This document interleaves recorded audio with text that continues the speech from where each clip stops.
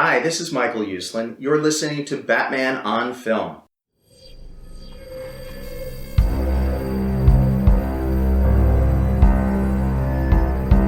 I'm vengeance. I have given a name to my pain.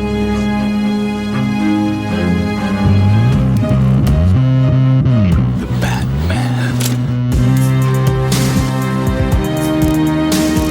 Always waiting for some Batman to save you. It's simple. We kill the Bat of Gotham. I'm Batman.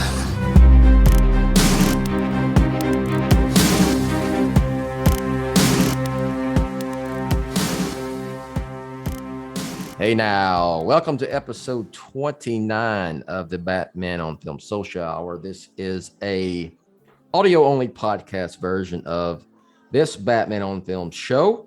I am the founder of Batman on Film, Bill, Jett, Ramey. And with me is senior BOF contributor, Peter Verra. Peter, there's been 29 social hours. I think you've been on 26 of them.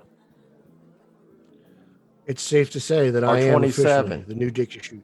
I'm the new Dick Shoes. Are That's you? just it. It's Okay. official. Wasn't he one of the Darrens on Bewitched? Dick Shoes? He might have been. There were two of them, so this is Yes. fitting.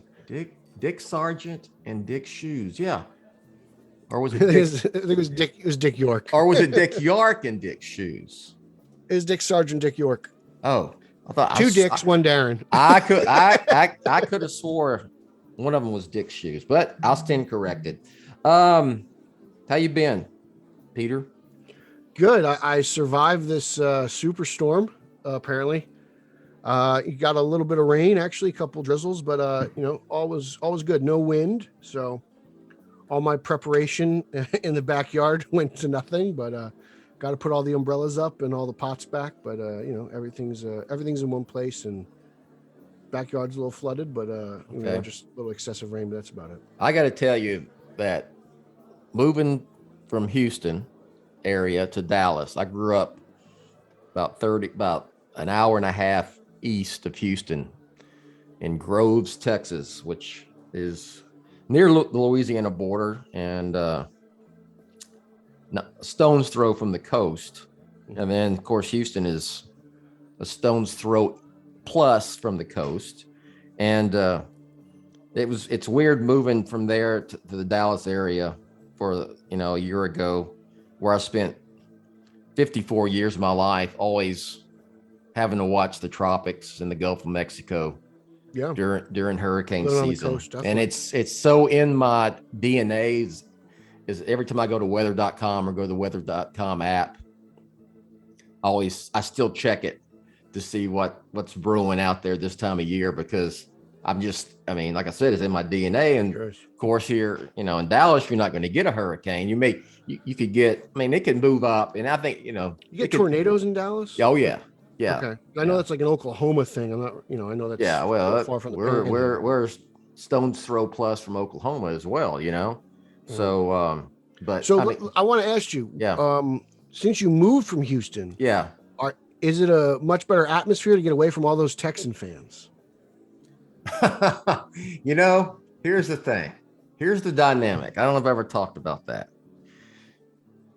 Houston fans, Texan fans hate the Cowboys with a passion. Has that always been the case, or always? Okay. Since the Oilers, and then when the Oilers the Oilers, yeah, even that. They should have renamed that team the Oilers. I wish they would have. They should have done a like Cleveland Browns thing and kept the team history, the records, everything. Great logo. Amazing logo. I wish they kept the Oilers, to be honest. And they should have they're the Titans. They changed their name anyway. They took all the record. They took everything with them. They should have left it. They should have left it, just like frickin' the Ravens did, But the Colts didn't either. So football goes both ways, apparently. They should have stayed. Well, yeah. But back to that. But conversely, Cowboy fans couldn't care less about the Texans or back in the day, the Oilers. So It's not even your little brother. It's like your it's just your it's second cousin. Don't even twice think removed. about it, And like I said, I grew up an hour and a half east of Houston. Yeah. 6 hours it was 6 hours to Dallas where I grew up. And it was all cowboy.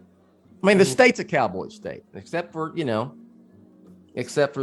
Houston area. And then in the Houston area itself, there's a ton of cowboy fans. So I guess that's the reason why they feel like they're having it rubbed in their faces. But on the other hand, Dallas fans just don't care, It's America's team. So that's where it's just a very, very weird deal. But you know what? You see that. I mean, what's the dynamic between Yankees Mets fans? It's kind of the same. Oh, that's totally. It's 50-50. Is it? Oh, it's New York sports. When the teams are good, it's great because you've got two really passionate fan bases who stand up for their team. And even when the teams are bad, but I think Mets fans are just as passionate as Yankee fans. I would think that Yankee fans would look like the Mets, whatever, because it's the damn New York Yankees, You've got some people who are like that. Me, I don't care about what the Mets do, mostly because they play in the National League. They're not even in my division. Like I'm a Yankee fan, so they don't really matter to me outside of when people get ridiculous on Twitter or Facebook. But it's fun. I'm 99 and 2000 and 2015 were really fun years when the two of them were just winning games. And obviously you had the Subway Series in 2000. That was probably the most uncomfortable time for me as a Yankee fan, because if you lose to the Mets, you're never going to hear the end of it. But it's fun. I don't mind it. And as someone who isn't a huge football fan, Giants Jets is just as interesting. Okay, I was going to ask you, what's the dynamic between them? Is it? I mean, the Giants the Giants are the big dog, no doubt. I mean, the Jets are always struggling, but the fan base it's great. I tell you, one day you just got to sit back and listen to New York sports radio, and just the callers are amazing. It's just listen to WFAN 101.9 FM. Absolutely, just it's such a unique dynamic to have so many sports teams in such a small radius, and that includes you got the hockey team in New Jersey. You got three hockey teams, right? Like three, basically. You got New Jersey, Islanders, the Rangers, and the Devils, and the Islanders. Rangers and Devils have a great rivalry. Islanders and Rangers have a great rivalry. Everyone hates Philadelphia, the Flyers. We all, everyone universally hates them. The Eagles are an interesting dynamic. I root for the Eagles because I hate the Giants. I root for the Patriots because I hate the Jets. So I just like seeing people upset when it comes to that. It's great. And then, the Brooklyn Nets are, they moved from Jersey to Brooklyn. Yeah. And they're finals contender, and the Knicks are up and coming. So if you guys love just really good dynamic conversation, then New York sports radio is really that's kind of where me and Eric get straight out of Gotham from. We kind of took that New York vibe, that kind of we agree, we disagree, but off air we get along, and we brought it to the fanboy community. And cool. It's like we sometimes we can be abrasive, sometimes we have our opinions that we stand by, and that doesn't mean I think you're a jackass. It just means I don't agree with you. And you could tell a lot of people don't understand that because they don't know like an atmosphere like the New York, Philadelphia, and for the greater New England area. You got Boston up there; they got tons of teams and everything. Mm-hmm. But like that part of sports radio really kind of rubbed off on the two of us. And again, it's not for everybody, but we're a little bit rougher and tougher on the East Coast. Speaking of opinionated and abrasive, you can buy one of my new T-shirts at T Public with that second, our kind of new, not official, but very kind of cool tagline. Batman on film, opinionated, abrasive, no fucks left to give. They have been selling like hotcakes. That one goes out to all the haters. So, okay. And there are plenty of them. Let me ask you one other question that I find this fascinating. So you got Giants and Jets fans, and they hate each other, and they're right by each other. I mean, they play in the same damn stadium. Yes, they do. And do they even give a damn about the Buffalo Bills? Either one of those fan bases even care? Because it seems like Buffalo fans feel like we're the only team that actually plays in the state of New York, Well, they are the actually only real New York football team, but they might as well be in Toronto. Yeah. It's just too far away. You know, it's far. They are the only team to ever make 4 straight Super Bowls, so they have that going for them. But they're just a little too far away to get into the whole debate of the rivalries and such. Yeah. Which, to be honest, is kind of a bummer because I'd love another couple teams. The Bills, the Sabres.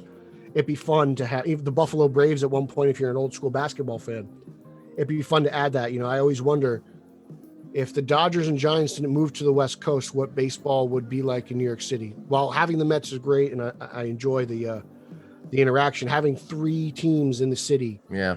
And the Giants used to play literally across the street or across the river from the Yankees, like the Polo Grounds. You could throw a baseball from the Polo Grounds to Yankee Stadium, from one building to another. They're that close. It would have been something special for me to grow up with. I would have loved to seen the rivalry, and just the past couple of years, have the Dodgers in the World Series. If they still played in Brooklyn, would have been something special. I do want to go to a Yankees game just because.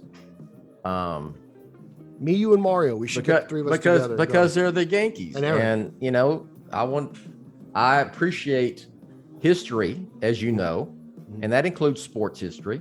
Mm-hmm. And there is a storied franchise, like the Cowboys, like the Lakers,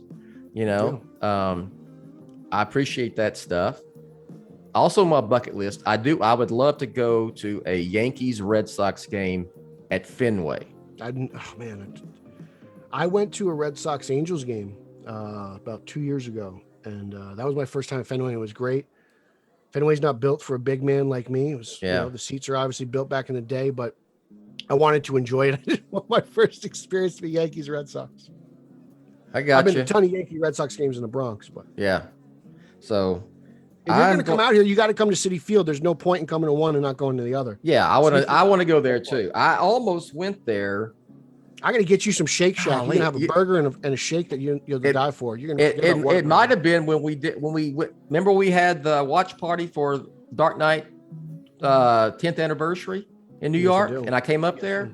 Mm-hmm. The Mets were playing in town that weekend, and that trip was insane because you came in for the movie, you went back to the hotel after the movie, you fell asleep for an hour, and then you left. You were in New York City for probably less time than the movie was playing. I was in New York probably less than 24 hours. It was for sure more like 10. Yeah, I came red eye out. I got there probably about noon, 11 noon, and I was gone. I mean, literally, I think my shuttle picked me up at 4:30 in the morning the next day. So, yeah. Wow. But he when he landed, he started doing work. I could tell by the text. I was like, he's had a couple Miller Lights already. Oh yeah. Hell yeah. There was no dull. He just went straight to it. I had to get ready. For that watch party. And I knew I wasn't going to have much time once the movie started. I wouldn't have because I was going to have to get back. That movie was like at 8:00 at night we went to. Yeah. It was great to see it on IMAX. I don't know if I've announced this. Maybe I have. Who knows? But we're going to do the Flash. It's probably going to be a New York City deal. What the Flash watch party? We've already talked about it. I already hit up you and Eric, and at some point I think y'all are going to do some. I think we're going to do location scouting. Thing. Yeah. I think it's Gabbard's Beer Culture. I think that's the bar we went to, and it's not that far from the Lincoln Center. Yeah. AMC IMAX. So I think we're just going to do what that. What would it be like doing it in Brooklyn? Would that be cool or no? I'm not saying cool with you, but I mean, I'm just like the environment would it be? I know they have an Alamo Draft House in Brooklyn. There's great food in Brooklyn. Yeah, great food in Brooklyn. So, I mean, it's New York. It's the greatest city in the world. So whatever you want to do. I've been to Manhattan many times. I've been to Brooklyn once. I got connections in Brooklyn. I went to Brooklyn and went to a place called what was the name of that restaurant? It was If you're here for some time, I'd like to take you to Arthur Avenue in the Bronx. Yeah. You want to eat some real good Italian food. Yeah. You can find out. Oh, hell yeah. Why I don't look like a spring chicken. Hell yeah. I love all that stuff. All right. Some of you enjoy this. Some of you don't. So if you don't, learn to enjoy it. This is good. This is good discussion. Just good regular old talk about sports and hurricanes and dynamics between fan bases in the state of Texas and New York City. It's all good I think stuff. we got it all covered. Weather, food. Yeah. I cooked a gumbo this weekend, Pete, and a lot of people down home gave me a bunch of shit about it on Facebook. Like, it was like 50-50, man. You know, it was like, oh, it's too hot for gumbo. And the others were like, oh, it's never too hot. Gumbo, I cook gumbo all year long. And these are all my, my Cajun, my people I grew up with down in, Southeast Texas. So I made it anyway, and it was good. As long as it tastes good, it's always the right It was a time. chicken and sausage gumbo, andouille sausage. And I can't wait to eat this. I've been hearing about this gumbo for like 5 years. I cannot wait to eat this gumbo. I ordered my andouille sausage because I can't find it up here. I ordered it from a place in Louisiana and have it shipped in. And then That's where I get my crawfish from. Yeah, I marinate my chicken overnight, and then I'll smoke it. A lot of people just take the raw chicken and drop it in gumbo. I don't do it that way. What do you smoke? You smoke it till what? Cook temperature? I smoke it till it's cooked. Okay. And then I put a char on it. And then when it cools down, I'll dice it up and put it in the gumbo. And it gives it a little extra, a little bit extra flavor. The only thing I subtle. made this week, I made habanero pepper flakes. That's it. Oh, that sounds good. I dried out my habanero peppers and crushed them up and then made some pepper flakes. And it came out good. Oh, 7 hours in the oven, 170. All right. That's as low as my oven goes. That's all I could do, but it's nice. I'll tell you, man, those peppers give you a kick. Yep. Some good heat. It's good. I like heat. You have a condiment, a hot sauce condiment you prefer? I like trying all different kinds of hot sauce. I think there's this one I think it's called Hank's, and they make this cilantro hot sauce that's really good. Okay. I'm a Tabasco guy just because I grew up with it, but I like I like different hot sauces as well. Yeah, I mean, Cholula, Tabasco, Frank's, those are always the defaults. Yeah, I'm with you. All right. You want to talk some Batman finally? Oh, that's what we're going to do today? Yes. I thought we were talking about grub. Well, I could do a whole show on it. I want to do a cooking show. Still want to do that. Got to work that out. I've been talking to Eric and you about that forever. I got to figure out how to do that. All right. Don't forget Dick's shoes. He's got those potatoes. Oh, that box? That Hungry Jack. Box? Hungry Jack. Hungry Jack. Hungry Jack. Okay. So first of all, I just want to mention this. Michael, if you didn't know, Peter, Michael Keaton is going to play Batman again. Really? Yes. Yes. That's really been an icon. It's been under the radar, hasn't it? So I thought you were talking about him being the Vulture in Morbius. He's actually, my gosh, he's going to be Batman again after 30 years. He's suiting back up. And speaking of suiting up, this was on Tonight Show. Jimmy Fallon. He's got a movie out. What's the name of the movie he's got out? He's doing publicity for. I believe it's The Protege. Protege. Yeah. Yes. Okay. And of course, he's doing this press, and he is being asked about Batman. Obviously, I can't knock anybody. I know he's supposed to be talking about his new movie, but brings back memories of Affleck. Remember? Yes, and Fallon asked him what was it like putting the bat suit back on again, and I loved his response because it was very classic Keaton. He said it was like.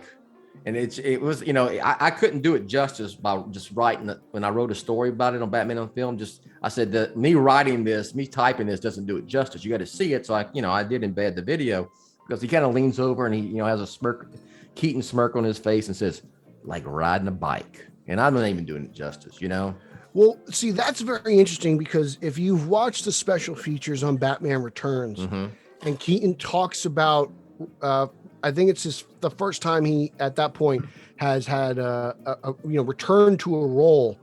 He said it was a little difficult for him. He felt like he was almost doing an impersonation of himself. So he had to Yeah. clear his mind, like the second or third day of shooting, just kind of, give himself a vote of confidence. And it came out. I But remember that. Yeah. he said he had a difficult time with it. So now, experience is key, as it is in life. Coming back for a third time, he's ready to go. And I think he wants some redemption as well. I mean, Well, yeah, that's what he leads left my Batman Forever for what Yeah. he thought were, creative differences. And now this seems to be more in lines with what he thinks of Batman. It's perfect segue. Is that he did a hell of a interview feature with the Hollywood Reporter, and he talked quite a bit about Batman. And yeah, we talked about that on the latest Straight Outta yeah, Gotham. and he said, he obviously talked about, thought about it because over the years, because he says, basically, he left, like you said, he left for Batman Forever, and they recast with Val Kilmer. And I watched that Val Kilmer documentary on Netflix, and it was fantastic. Is it Netflix or is it on Hulu? It's Amazon. Amazon, yeah, it was great. I have to watch it this week. Yeah, it was great. And but he thought about it over the years, and never figured he would be playing Batman again, and said, so I thought, well, now they're asking me, let me see if I can pull that off. And he said, frankly, in the back of my head, I always thought, I bet I could go back and nail that motherfucker. Yeah, I like the confidence. Yeah. And, so something he thought about, and he also talked about how he's learned to appreciate the character of Batman and how big of a deal Batman is. Yeah. I don't know if he ever, he's not a comic book guy, not a Batman fan per se. He says that in the Hollywood Reporter. What I found fascinating was the only comic book movie he says he's ever watched is Batman 89. Yeah.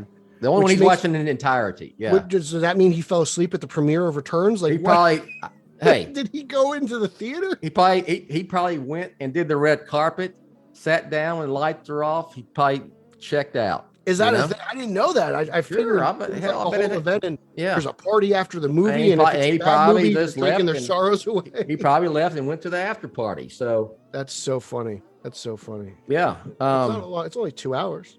But I appreciate the fact that, and I think the line, I can go back and nail this motherfucker is funny and it's cool, but it's also, him talking about how he's learned to appreciate the character of Batman, and he's got a big, significant role in Batman history, being the first actor to play a dark and serious Batman in Batman 89.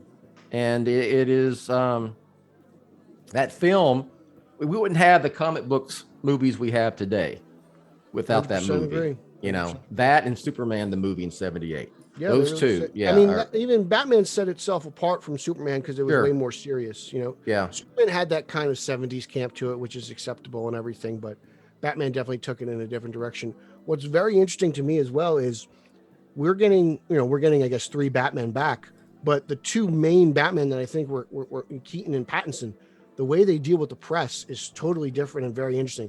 Pattinson loves to troll, for lack of a better term, his interviewers, and he's done. It's a bit. The whole interview's a bit. Keaton seems to be more humbled and down to earth and honest, whereas Pattinson likes to goof around. So it's an interesting dynamic, the 2 Batmen, and we'll see what they both bring to the Okay, script. speaking of that, Pattinson and Keaton,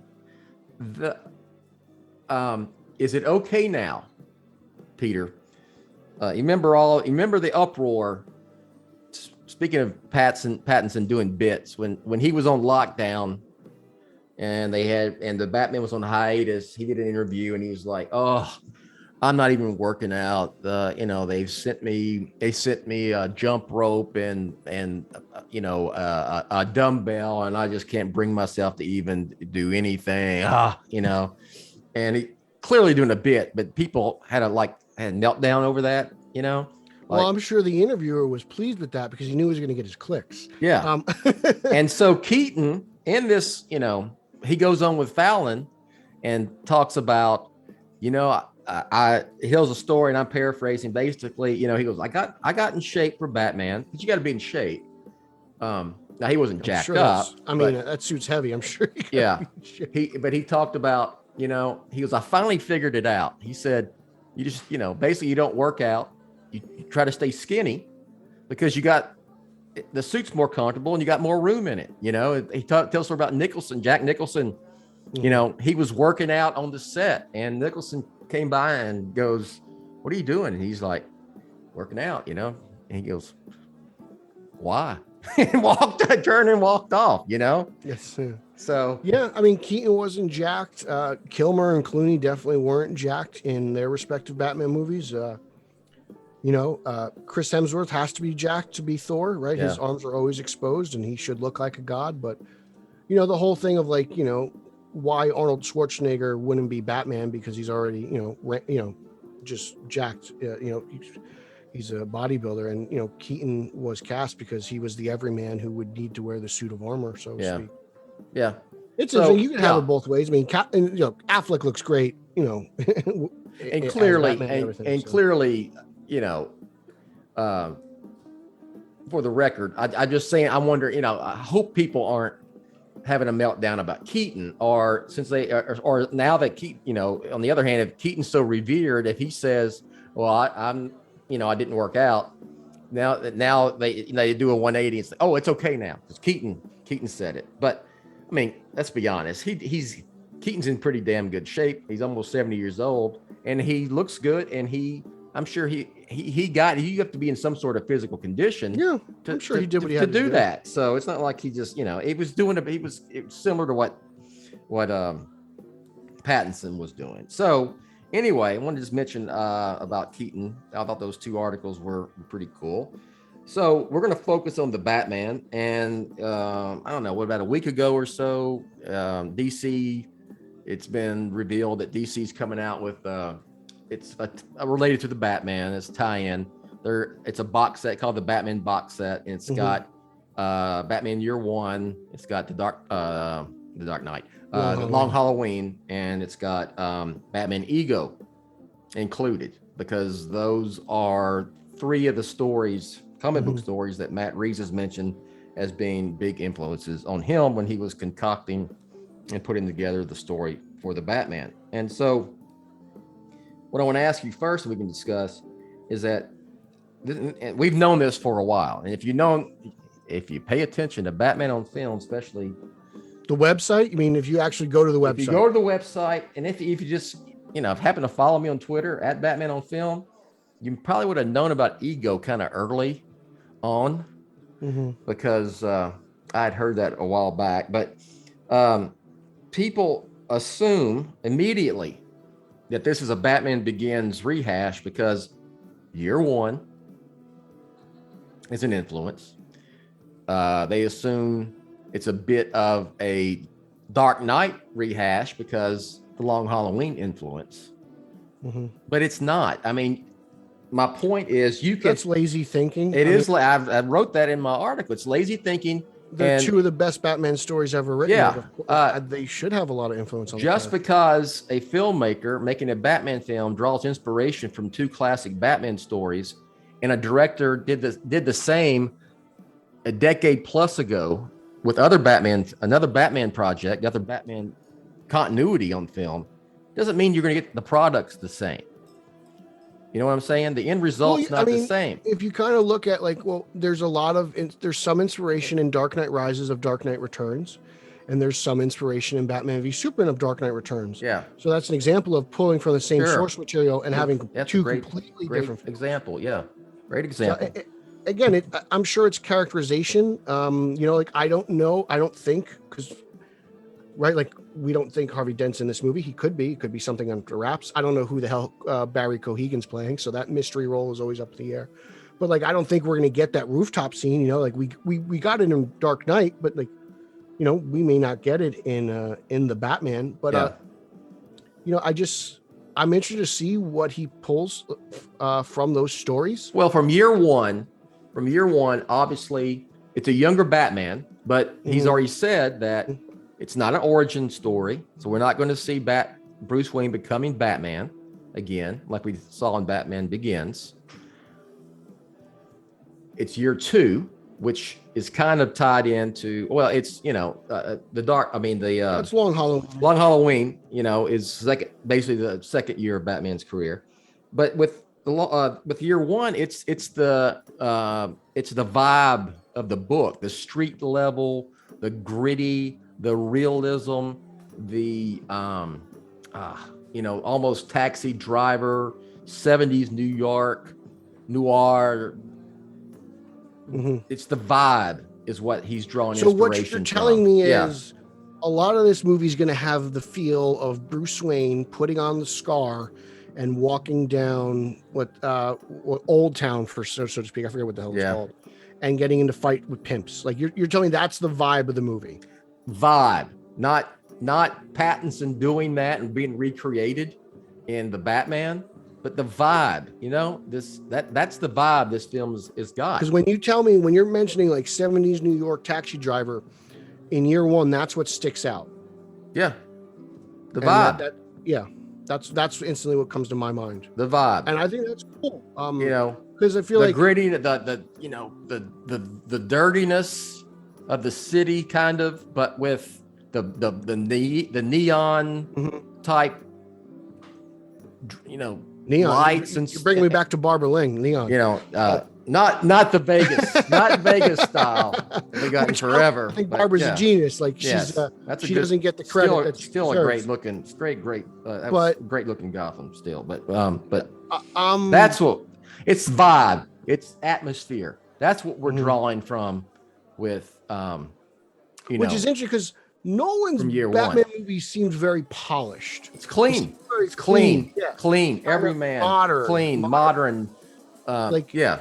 There, what was it called? The Narrows. And that was very prevalent in Batman Begins. That was about as, that was very Blade Runner-y, as Nolan said, or back in the day, and that felt like that. But Dark Knight Rises, it kind of, the city kind of rose above the ashes. So, I feel like we didn't get a whole lot of that in Nolan's movie. Only really one film, right? Yeah. And then obviously in Rises, the city decayed and whatnot, but it still looked pretty good. So that's from year 1. It's not people hear that. Oh, we're gonna hit. Well, I saw Batman Begins. I know how he became Batman.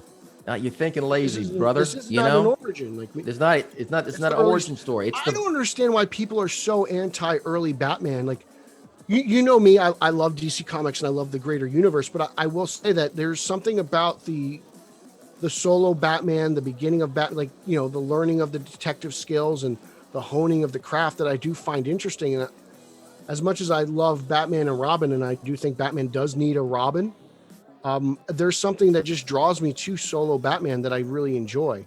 And that's solo characters in general. Like, I don't really like team-ups. Even in comic books, like the only Justice League book I'm reading right now is Last Ride because it's by Zdarsky and it's a limited run. So it's like 6 issues. I don't read like ongoing Justice League stuff. Like I read Batman, I read The Flash, I read I read their solo titles. So for me, this stuff kind of resonates a little bit more than me, but I know some people grew up with Justice League Unlimited and they want this greater, grander thing. And, I feel like right now, Warner Brothers is giving everyone the best of both worlds. We've got the set of connected movies, but then we've got the set of what seem to be standalone films. And I'm really excited for a new standalone Batman and just seeing him do his thing, just completely immersed in a Batman world, and I'm interested to see this. And a lot of it comes from recently just watching too, like the Long Halloween, like in that animated film, Batman gets criticized for not being a detective. Meanwhile, I think of him as the world's greatest detective. So to see him learn those skills and become that detective, that's something I really want. And, that's something I don't think Nolan or really Snyder touched too much upon. Even Tim Burton or Joel, like the detective aspect. And that's, Reeves has mentioned that. Yeah, well, that leads me to, like the Long Halloween. We see a little Long Halloween in The Dark Knight. So I've already seen that in The Dark Knight. Well, what you saw in The Dark Knight was the trio of Gordon, Dent, and Batman making a pact, And the main character of that isn't in this movie, as far as we know. Yes, and we're not seeing that. We're not going to see that in the Batman. We're not going to see the downfall of Harvey Dent. or the rise. Or maybe not even the rise, of Harvey Dent. So, and it's the mystery. It's the detective aspect of the Long Halloween that is inspired Matt Reeves. He's trying to solve a murder mystery. Mm-hmm. And I really hope that he puts the detective back in Batman, because in '89, he did a little.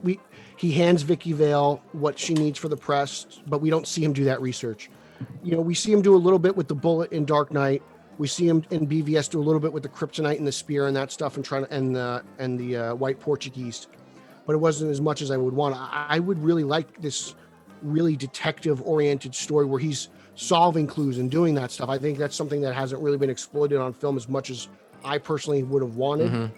So I'm excited for that. And again, the whole noir detective stuff really kind of resonates to me. I'm really interested in, based off that first Fandom trailer, which didn't reveal a whole lot. Yeah. I'm, my anticipation has never been higher. So that's, you can read the article, and then there's Ego. And I'll preface by saying interesting thing. It is to me. And, you immediately think, well, are we actually going to see Batman having conversations with Bruce Wayne and vice versa? And there's this conflict. I'm told it's not that. It's more the psychological aspect of, it's that little bit of the end of the trailer. At the end of that trailer, he's talking to himself there. Seems like that's it to how I me. pictured it. That's how I interpreted it. People saying, "Oh, it's the Riddler." I was like, "Really? I don't know." But that's just my interpretation.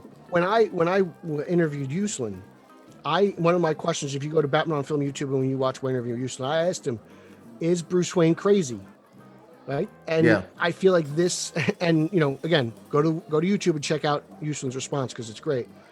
But that psychological influence on, a man's got to be crazy to do this. Right? Now, sure.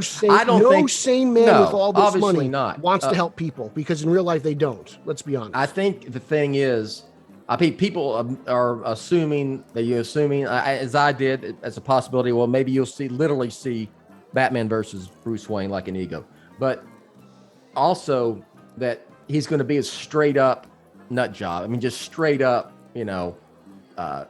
obviously big time mental health issues and whatnot. I don't think that's it either. I don't think they're going to go that far. It's the conflict that he has.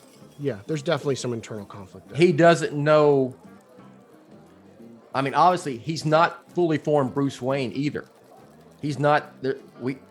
From what we see so far, we don't see the facade, the public Bruce Wayne. Mm-hmm. He hasn't concocted that yet. And so what is he as Bruce Wayne? What is he as Batman? Are they one? Are they separate?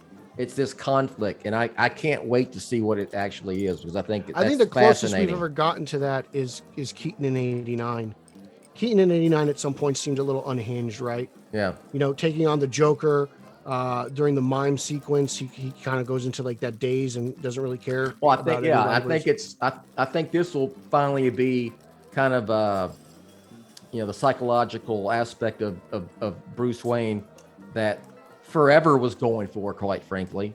That kind of got some of it made it into the movie, but the part that makes the whole thing make sense was removed, which drives me crazy. But no pun intended. So Ego is the most fascinating one to me, and there are others. I mean, there's non-Batman things are a big influence on this movie. Chinatown, was it what was that one movie you told me to watch? I forget what it was. The Third Eye. What was that one? Oh my God, I have it on my iTunes. Where's my remote? I can't remember what the hell that movie was called. Let me see if I pop it in here. Oh, what was that black and white movie? The Third Man? What I'm talking about? The Third Man, yeah. Yeah. That's an interesting film that inspired this one. So, Zodiac, I've heard that before. Yeah. Zodiac. 7, people mentioned 7. All these psychological thrillers, these mind game type movies, which really does play in favor of the Riddler. I'd be really interested to just see how Reeves goes about it, and if the Riddler is that Kevin Spacey type character from Seven, that'd be really fascinating to me. A Saw aspect of it, mind games and stuff. So my thing is, and excuse my voice because my allergies just happened to kick in while we were discussing here, but I think I'm fine. But yeah, don't be that lazy guy that just says, "Oh, I've seen this before. I've seen Batman Begins. So what's the deal with year one? I've seen The Dark Knight. So what, why the long Halloween? Give me something new. I mean, come on now." But you don't know exactly what he's pulling from. Exactly. Yeah, you don't. And did that trailer look like anything we've seen before with Batman? No.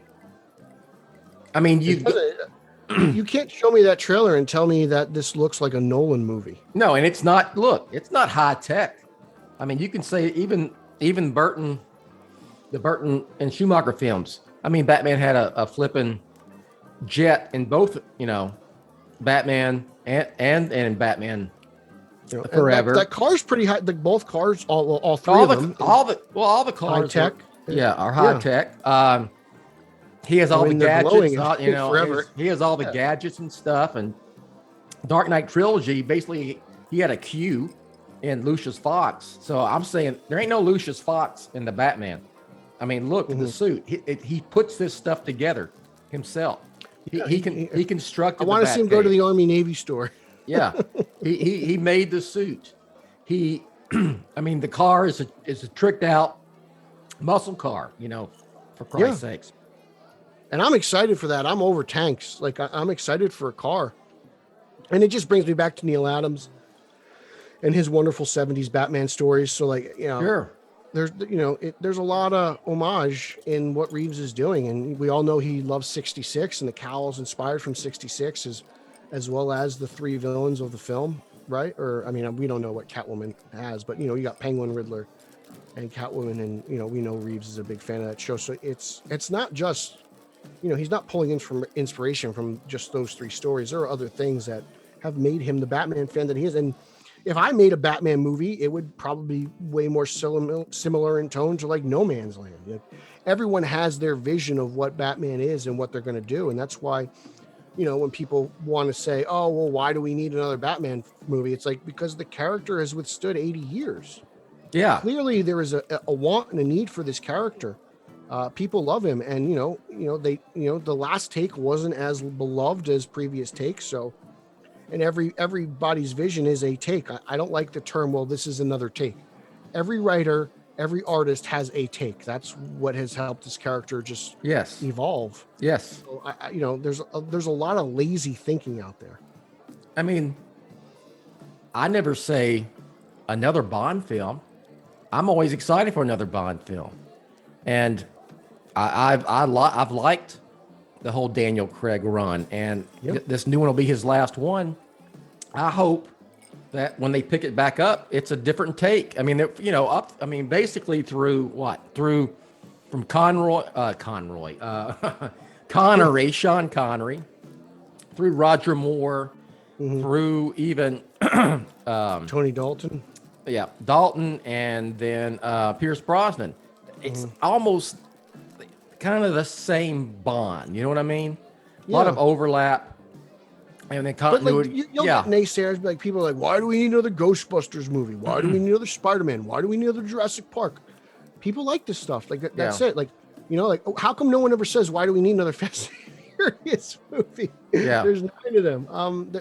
People want to see these things, and I always think the general audience doesn't know what they want until you give it to them. Yeah. I don't think they're sitting there clamoring for one thing or another. I just think you got to make something entertaining, write a good story down, and I think people sit down and see it. And the proof's in the pudding. I hope the next Bond after Daniel Craig. I hope the whole whatever films they do, was it 3, 4, 5 with a new actor. I hope they do a whole something completely different again. I mean, like they did with Casino Royale and all the Craig movies. So, not to get off on a Bond tangent, I'm not a Bond fanatic, but I enjoy the James Bond films, So, but I just, we both said it. Don't be lazy. Don't expect that just because these are the comic book influences, and we've other directors, mainly Nolan, has drawn inspiration from these stories, excluding Ego, that it's just a rehash of what we've seen in the Dark Knight trilogy. So there's a reason why these stories are being, stories are the ones being influenced, and it's not Batman Confidential #1. These are the stories that are the classics, the greats. These are, this is what, people have read mostly, and why they are Batman fans are these stories. So it makes sense to me. Hell, you mentioned No Man's Land. There's a little No Man's Land in Dark Knight Rises. That's why I like it so much. Because there's Dark Knight Returns and Dark Knight Rises. There's in Batman or in the Dark Knight. There's a little bit of the Killing Joke. There's a little bit of from Batman #1, the Joker, the first story with the Joker. The Joker announcing his crimes in the Dark Knight comes from that very first Joker story. The Joker, Batman #1, 1940. So, the important issues are the ones that are remembered. Everyone will use for influence. So it makes sense to me, but I don't know. I'm with you. All right. So I think that's going to do it. Pete, plug away, sir. You can follow me on social media. That's Twitter, Instagram, and Zack Snyder's favorite Verra at Pete Illustrated. Follow podcast #1, Straight Outta Gotham, at straight_O_G on both Twitter and Instagram. Check out our Facebook page and our Facebook group, Straight Outta Gotham. Check out my other podcast, the Italian Spider-Man Coalition, that I co-host with Nico Caruso and Nick Caruso. That is Italians for Spidey on Twitter. We do about one show a month. Check out at Team Yellow Oval. We're all about Keaton and the Flash over there. Just anything Oval, really. Make sure you check out just all my reviews on Batman on Film proper. I've got tons of interviews on Batman on Film YouTube. I got reviews of toys and action figures and bookends on Batman on Film YouTube. So just check me out. I'm all over the place. I'm even on the Batman on Film discussion group. So lots of good places, a lot of good conversation to be had. So just make sure to hit me up. All right. We will do that. You can find me on Twitter, just me, basically my own Twitter, at Batman on Film. If you want just links to Batman on Film articles, stories, podcasts, whatever, it's at the Batman on Film. Find us on Instagram at Batman on Film as well. If you want a Batman on Film t-shirt or any other stickers, all kind of stuff over there, tpublic.com/Batman on Film. And all of these shows we mentioned are part of the Batman Podcast Network, which is hosted by Batman on Film, batmanpodcastnetwork.com, and at Batpod Network on Twitter. And if you like what we do here, Batman on Film, become a Patreon at patreon.com/Batman on Film. I think that's all I got. There is a new show. I'll plug the new show. We have another show on Batman on Film, another podcast. It's called the BOF Satellite Show. It's with Ron Haas and Rick Shue, and with other members of Team Batman on Film showing up from time to time. I'm sure you'll be on there, Pete. And it's I call it a Batman on Film's non-Batman pop culture podcast. Eventually, I call it the Rick Shue Social Hour. Really, you're the only one in the entire planet Earth that does that. Maybe besides you and Rick Shue, but not me, sir. Yeah, and I am the editor of that show when it comes to me. Anyway, so, but all this stuff we talk about, even Star Wars. I mean, all kind of stuff that we'll talk about that'll be on those shows. All kind of pop culture, movie heavy TV series. All that stuff you'll find over there. And I think all the guys got some good ideas. I think Lauer wants to do a Toy Story franchise show. And I said, knock it out. RoboCop. Do RoboCop. I've talked for years about doing something with Smokey the Bandit. So that may be end up being done over there on that podcast. So So check it out. Episode number 1 is out with Rick and Ryan, and it dropped last weekend. And that's all I got. So for Peter Verra, senior BOF contributor Peter Verra, I am Bill, and we'll catch you next time. Thanks for listening to the Batman on Film Social Hour, Jett's official BOF podcast and vlog. Follow Jett on Twitter at Batman on Film. For BOF news only on Twitter, follow at the Batman on Film. For Jett and everyone at BOF, I'm announcer Rachel. Authoritative, definitive, the original Batman on Film.